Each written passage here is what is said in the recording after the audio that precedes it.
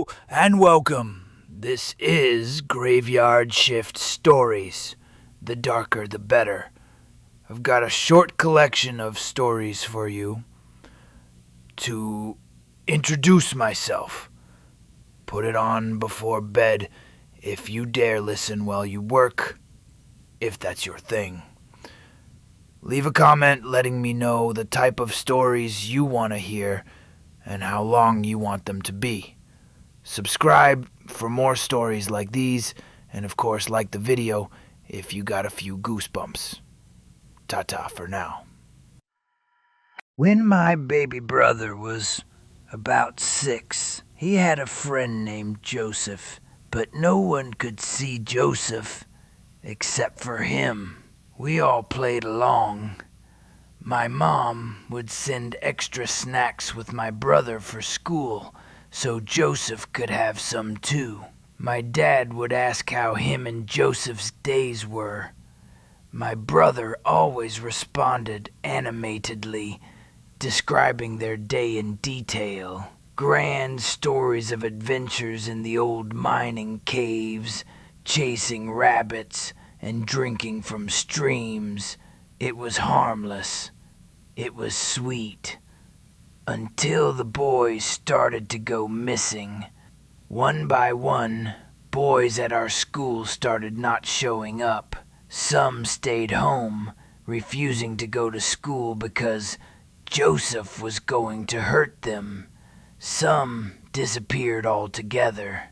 The school tried to look into it, but found no Joseph at the small school. It's just a prank. Just boys trying to get out of class. Pay them no mind, my brother's teacher had told my parents. One night, I heard my brother crying through the walls. It was muffled, but I could make out one sentence. "You're not being fair, Joseph. She's my sister. I don't want to play with you anymore."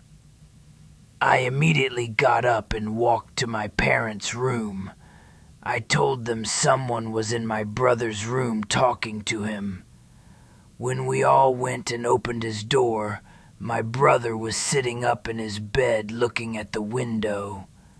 When we asked who he was talking to, he responded in an emotionless voice.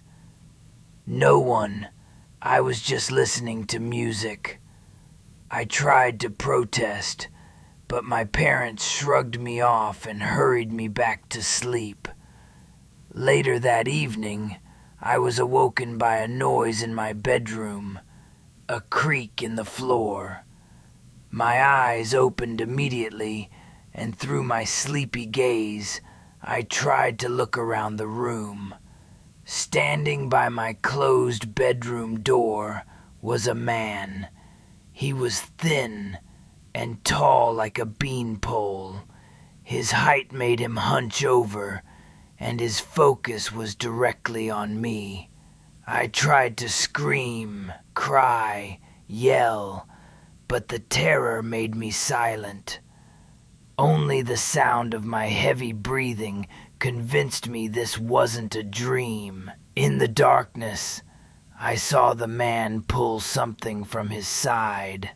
With the glow of the moon from the window, I saw the glint of a knife.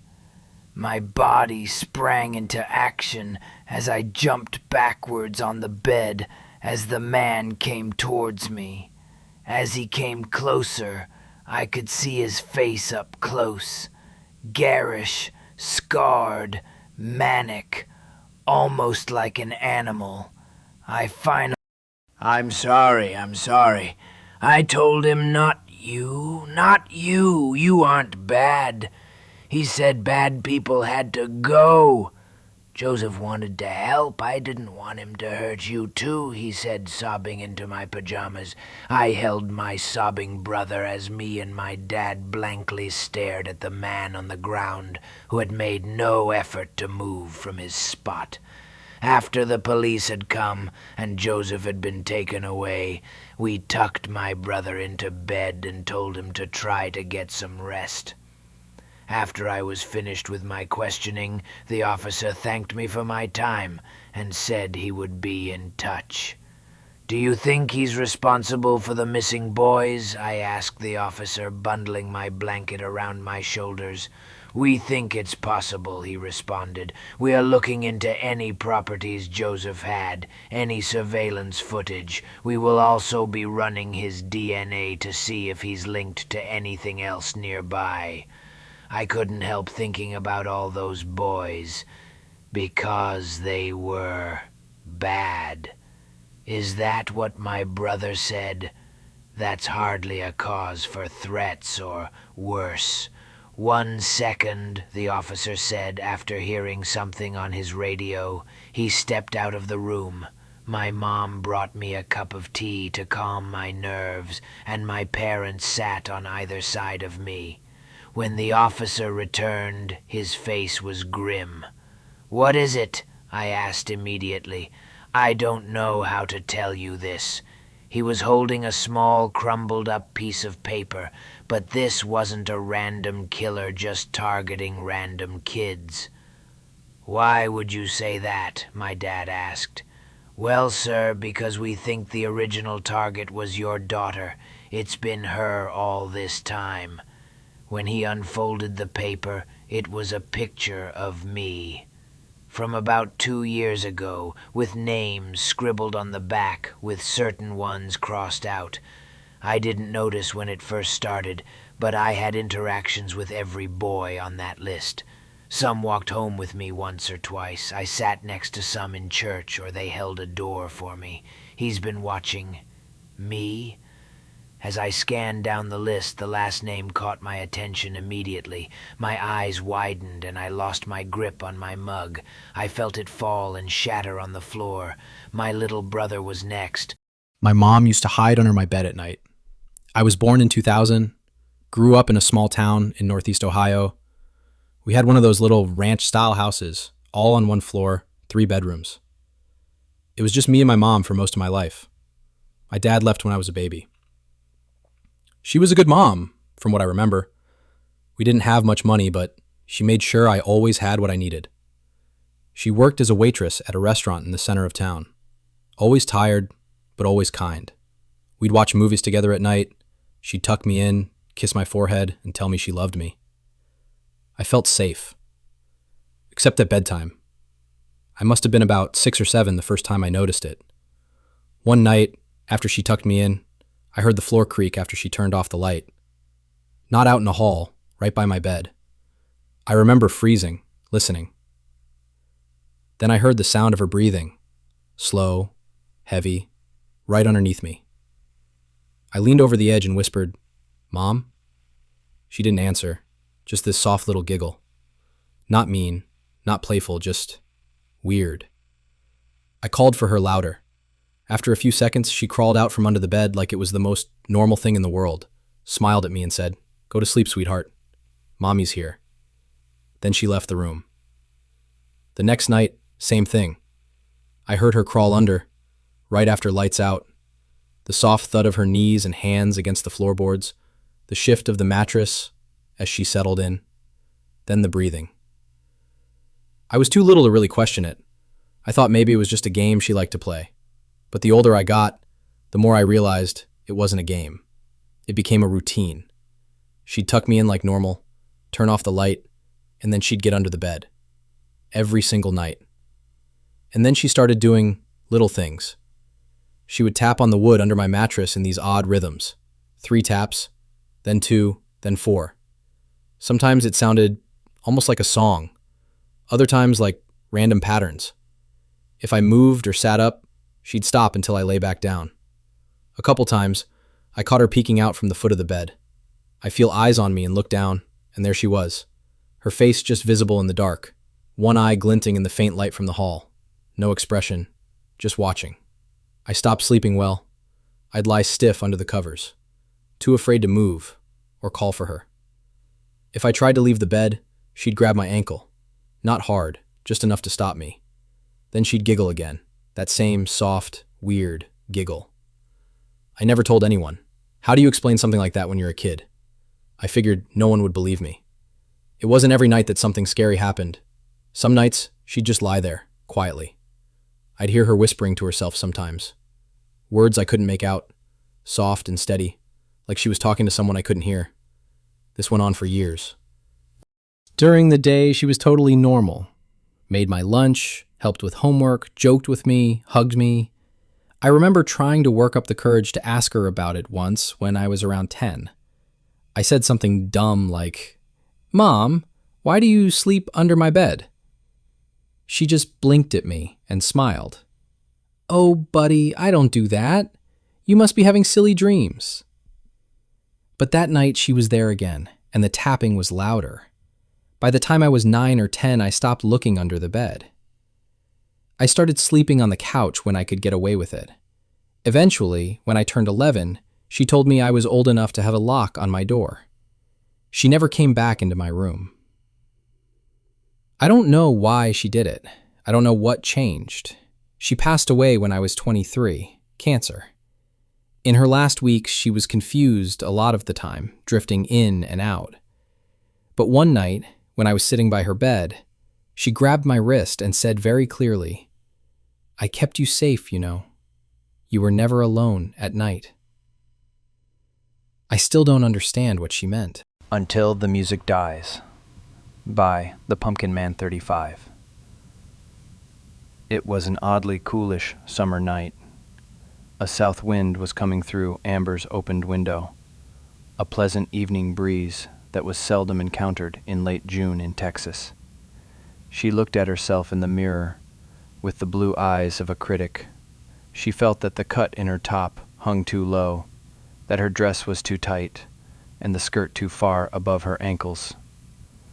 Her blonde hair was in a bun, but still Amber felt it was too loose for an engaged woman to be wearing. There was a knock on her bedroom door. She knew it was Carol. "Aren't you ready yet?" Carol asked impatiently. Amber dropped her arms to her slender sides. "No," Amber replied as the door opened. "I look like a showgirl." Carol rolled her slender form through the door, casting back her dark Spanish hair with an exasperated sigh. "Amber, come on, girl," Carol said. "You're engaged, not confined." Amber looked at her. "I am an engaged woman, Carol. I don't feel right going to a dance when my husband-to-be is crawling through muck and mire on some battlefield in France. He wouldn't approve of this." Carol cupped both of her hands onto Amber's shoulders, staring her straight into the eyes. "Amber, listen to yourself. It's the 20th century. Women are allowed to enjoy themselves now, without the permission of their husbands or boyfriends. Edwin even said that he wanted you to have a good time on your birthday, right?" "Yes," Amber nodded, "but he was also supposed to be home by my birthday, so that we could celebrate it together. The war was supposed to be done by Christmas. That's what all the newspapers were saying." "Blame the Huns for that, babe," Carol told her sternly. "And Edwin is over there with General Pershing to make sure we won't be speaking German by next Christmas. In the meantime, he would want you to go out and enjoy yourself, not just sit around and listen to dull old war news on the radio." Amber lowered her head, lost in thought and desire for Edwin's embrace. He would want her to enjoy herself. She could almost even hear his twangy West Texas accent in her mind of him agreeing with Carol. He was a good man, unlike many others. "Okay," Amber finally conceded, "but only one drink, no dancing, and no other men." Carol smiled and pulled her friend into a firm, excited embrace. She pulled back and eyed Amber's figure up and down. "I'll do my best, but with the way you're looking tonight, sister, no promises." 2.5 glasses of wine, more than Amber had ever drank. She downed the last gulp as the song was ending. 3 glasses. Carol came back to the table, leading some dark-haired and handsome admirer with her. "Hey, doll," the guy said to her. "You want me to get you another drink? I got some buddies over there and like to take you out for a whirl or two. Amber smiled, but shook her head. Somewhat drunkenly, she showed off the glistening ring on her finger. I'm engaged. Oh, well, the guy flicked his eyes towards his friends quickly. That just means you got time to change your mind, beautiful. My pals and I can help you with that. Carol suddenly grabbed her own drink and flung the contents across the guy's face. He stood up in a fury, but Carol did the same. Her fiancé is more of a man than you can ever even hope to be. He's in a war right now, you pig. So why don't you and your other swines go find some Tijuana Bibles to fornicate to, huh? Amber was shocked by her friend's reaction. Mesmerized, really. But like all disgruntled wretches do, the dark-haired guy raised his hand to strike her. As if an arm followed by a body emerged immediately from the shadows of the room, Carol's admirer's wrist was caught firmly in midair. I think that's enough out of you, you two-bit dandy, a twangy West Texas accent said as its owner emerged out of the darkness of the dance hall. Amber's blue eyes widened as her fiancé stepped forward. He looked fresh from Europe. Mud caked on his knees. Dark pigments of soil splotched his slender young face. His dark cattleman eyes burned deeply into Carol's unhappy admirer. I'd back off if I was you, soldier boy, the guy tried to boldly say. I got lots of friends in here. Wouldn't want to embarrass you in front of your girl. Edwin stepped closer to the guy's beer-soaked face. Big talk from a yearling like you. Think you can back it up, young buck? Their eyes were locked intensely. Everyone in the dance hall was waiting to see the reaction. Even the band had gone quiet. I think you should slow your gallop, Edwin warned lowly, unless you're ready to do something about it. This final sentence ignited the powder keg. Carol's admirer reeled back his elbow, but Edwin struck him across the left side of his nose in a backhand that reverberated through the room. He quickly followed with another clap of flesh against bone from the other side of the guy's nose, then another until the guy stumbled backwards and fell to the floorboards. Like a shaken nest of hornets, his friends were starting to push their chairs back to come to the guy's aid. Heavy figures in military uniforms rushed from behind them and grabbed them all before they could do anything. We'll take care of these runts, an army sergeant said to Edwin. You dance with your girl there, brother. You deserve it. Edwin looked towards the others and nodded his head in appreciation. Thanks, fellas. I'm sure they won't give y'all much trouble. Carol's admirer regained his footing and wiped away a trickle of blood from his nose. Well, Edwin said, as he turned to face Amber and Carol, a crooked West Texas grin on his stained face. That was fun. Edwin, Amber said again, still in disbelief. She finally jumped up from her chair and raced into his arms. Why didn't you tell me that you were coming home? Well, I told you that nothing was going to stop me from getting here on your birthday. He lifted her chin up towards his dark eyes, staring passionately into her wonderful face, and the band began again. Well, Carol suddenly interrupted, why don't you two go out for a dance and I'll get us some refills? Carol disappeared into the crowd and shadows. Edwin and Amber smiled at each other, and he took her hand into his cold grip and led her out to the dance floor. I can't believe you're here, Amber said softly as she melted into his embrace. It's like a dream. He was quiet for a minute, holding her tightly against his chest. If I recall correctly, he said, I think the lines I wrote you that time were something like this. Neither the Huns nor General Pershing will keep me from missing out on your birthday. You are the light to my darkness, Amber said, as she started to recite the letter. The campfire on the lonely hills of my vacant wilderness, the inviting glow of a city in a never-ending desolation of prairies. My angel eyes on a dark, stormy night, Edwin softly said. She looked up at him and moved her lips up to his. They kissed the most passionate kiss she had ever experienced. She closed her eyes as the sensation of it struck like lightning through her body. It was wonderful. "Amber?" Carol suddenly asked. Amber slowly opened her eyes to see her friend standing blankly with 3 bottles of beer beside her. "Where's Edwin at?" Amber laughed. "What? He's right here." It hit her like a cold freeze. She was standing in the center of the dance floor, alone.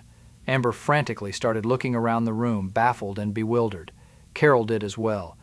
"I don't see him anywhere, babe," Carol said. "Maybe he went to help those other soldier guys?"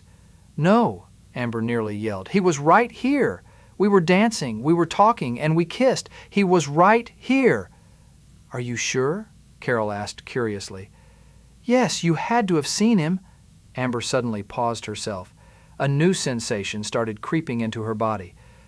"Something's wrong, Carol. Something's happened. I need to get back to my apartment. Something's not right."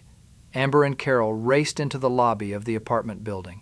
The entire way home, Carol had tried convincing Amber that Edwin had to still be at the dance hall, wondering where they had gone, but Amber refused to turn back. "Ms. Lance?" the clerk at the counter called out to her. "Yes," Amber replied. "Ms. Lance, there's a couple of Army guys in the parlor waiting for you. They've been here for a while." The color started to fade from Amber's face. She couldn't move. "No," she muttered, as Carol took her arm and started to lead her to the parlor. "No, I'm not ready for this. He was there." The 2 officers approached Amber and Carol silently at first, hats in hands, firmly standing. "Miss Lance?" one asked Amber. She nodded her head as the tears started to swell up in her blue eyes. "Miss Lance, I'm Lieutenant Richington of the United States Army. I'm very sorry to have to tell you this, ma'am, but your fiancé, Corporal Edwin Crawford, was injured 4 days ago in combat. He succumbed to those wounds late yesterday evening, European time, ma'am." The woman in that dance hall, Amber Lance, was my grandmother. The grief overwhelmed her almost instantly. It took her 5 years to recover before she started courting my grandfather in the early 20s. They married in Woodville, Texas, in 1928. To the day my grandmother died, there was a picture of Corporal Edwin Crawford of Christoval, Texas, that was always on my grandmother's roll-top desk. No one in our family ever really believed the story, but there was always something about that picture that made us all feel like we were suddenly not alone. It was never a threatening sense, just kind of a cold breath of air, really. But to this day, I swear that one time I looked at that photograph and saw him standing behind me in the reflection. I was so startled by it that I accidentally knocked the picture down. The frame broke, but when I went down to pick it up, I noticed an old Western Union telegraph folded up behind it. The letter was addressed to my grandmother's maiden name, August 12, 1918.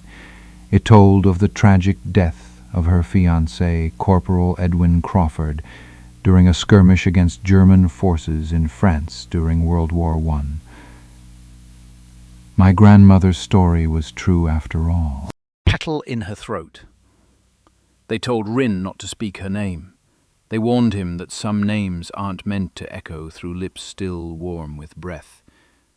That when a soul is shattered violently enough, it doesn't rest, it splinters, hungry for return. Grief drowns reason.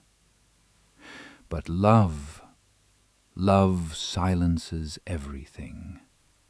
And with that a whisper slipped from his mouth one night beneath the withering sakura tree. Cayenne. Just once. Just to feel close again. The wind died immediately, petals scattered backward like time trying to rewrite itself. His reflection in the window blurred, his eyes no longer his, and in the silence something stirred. She came back, but not as she was. Cayenne's body remained ash beneath a shrine bell. What returned was a cracked echo with too much memory and not enough mercy. She smiled with the same dimples, but when Rin looked into her eyes, they blinked at the wrong pace, too slow, like something imitating life from behind a veil. She told him she loved him, that she never stopped, that she needed nothing except for him to remember. She opened her mouth slowly. Cherry blossom petals spilled out, wet with rot. The last thing he felt was not fear but guilt. Guilt that he brought her back, guilt that he still loved her, even as she whispered his name where it would always answer hers. Now, when the sakura bloom, villagers say they hear whispers from inside the tree, two voices overlapping. One always says, Cayenne. The other answers, Rin. And they say neither name ever stops. If you're still watching, then you've heard the whisper, too. Like, subscribe, and leave your request below before they do. The next story might just call your name.